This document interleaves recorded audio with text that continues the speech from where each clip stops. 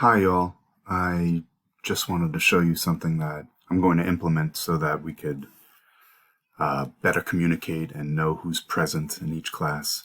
So it's likely that I'll create a shareable Google Doc link for the week or each week. Maybe we'll have to go day by day, but right now we'll just start off with the week. You'll just click on it, and then everybody will be on at the same time, and you'll sign in so that I know that you're present.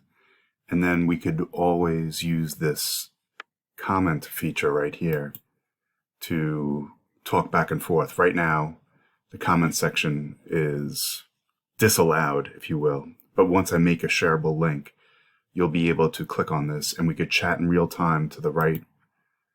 And on the left, I'll have your attendance. And as always, with any Google Doc, teachers have the complete history of it.